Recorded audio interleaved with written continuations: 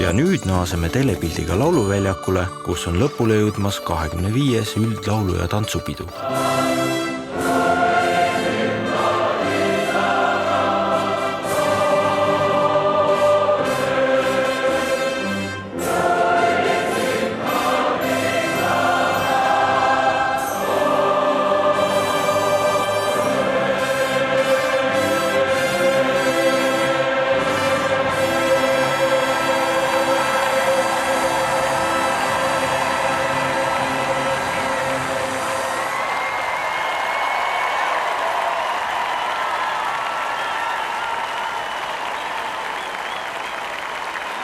Üks hetk, ma palun üks hetk.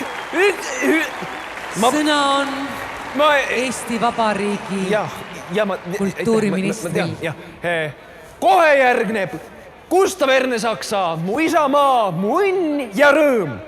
Aga enne, tähendab, see on hümn, see mu arm, Ernesaksa arm, aga enne ma tahaksin öelda paar sõna. Kallis Eesti rahvas!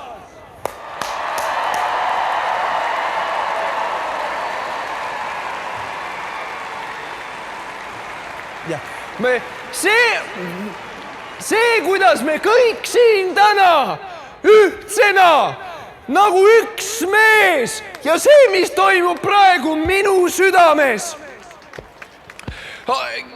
ja tuli, mis põleb, mis igavene tuli, või no mitte igavene, see kustub ära muidugi, aga ja need lipp, Eesti lipp, see lippude meri ja Eesti on teatavasti mererahvas.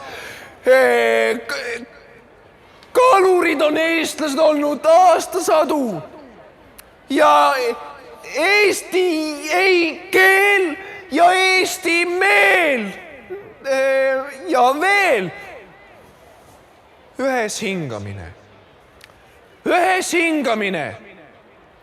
Aga mida see tähendab?